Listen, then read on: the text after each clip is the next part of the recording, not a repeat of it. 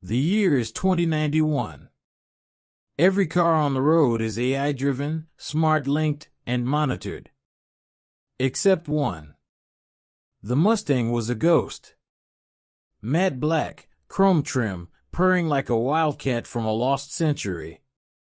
Dean gripped the wheel with cracked, oil-stained hands, eyes squinting under an old baseball cap. Wind tore through the broken window like a time machine. His father's ashes sat in the passenger seat. A steel urn. Unlabeled. Just the way his dad wanted it. Route 66 stretched out in front of him, the concrete relic of American mythology. It was empty. AI cars weren't allowed on it anymore, too inefficient. But Dean wasn't driving to make sense. He was driving to remember.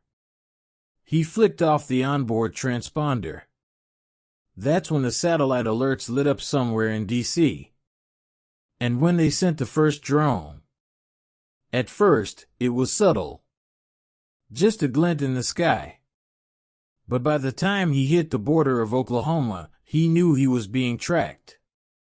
Infrared eyes on his heat signature. Government trackers and sleek black SUVs, no drivers, just algorithms. Dean reached into the glove box and pulled out a faded map. A paper one. The kind his father used to plan road trips. He traced a red pen along the original Route 66 from Chicago to Santa Monica. This wasn't just nostalgia. It was a path. A mission. He remembered sitting in that same passenger seat as a child. Watching his dad shift gears, sip coffee from a thermos, hum old Springsteen. The car smelled of motor oil and leather. Every time Dean turned the key now, it echoed. He kept driving. His dad used to tell stories about the road. Stopping at diners with neon lights. Sleeping in motels that smelled like cigarettes and freedom. Route 66 wasn't just asphalt. It was a promise. A promise that you could still steer your own life. He passed through ghost towns, Arcadia, Clinton, Shamrock. Places with names that once lit up postcards. Now, AI bypassed them completely. Efficient, optimized, forgotten. He pulled in Tucumcari. Old gas station. Long dead.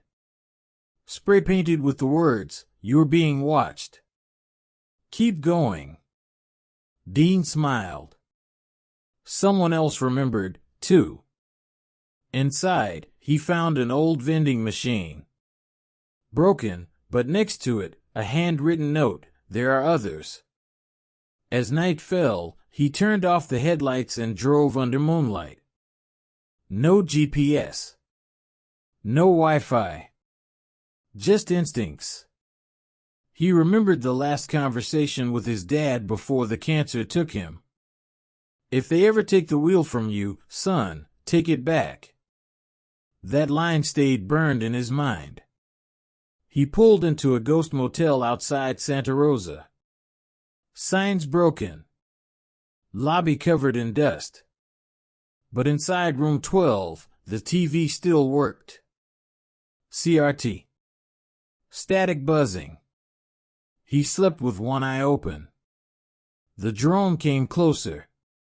It spoke, "You are in violation of Section 12, Digital Conformity Act. Please pull over." Dean hit the gas. The Mustang roared like defiance. His father's laughter echoed in his head. Not a real memory, just the kind that stays with you. He stopped briefly in Albuquerque. Found a corner cafe, still human-run. They didn't ask questions. Just poured coffee. A few old-timers nodded at him. One slipped a note onto his table, "West of Gallup. There's a tunnel. Use it."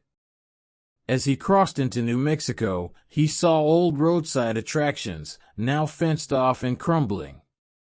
The neon cowboy at the entrance to a forgotten diner flickered briefly as if remembering what it once was. He remembered driving here with his dad in 2065. Back when you still paid cash and no one scanned your retina to pump gas.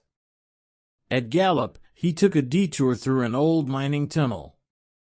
Abandoned, damp, and barely wide enough. But it let him avoid the next set of drones. He emerged into the desert under a sky so clear, he could see satellites blinking. Past Albuquerque, something strange happened.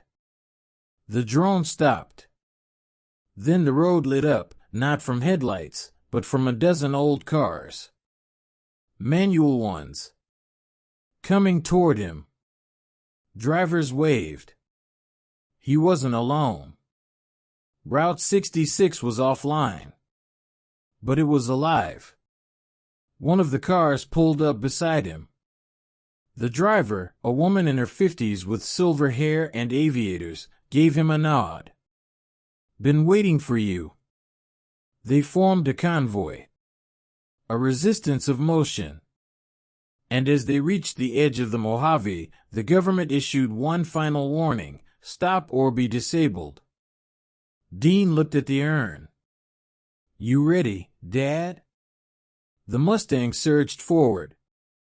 A drone tried to descend, but the convoy moved in unison, shielding Dean's car.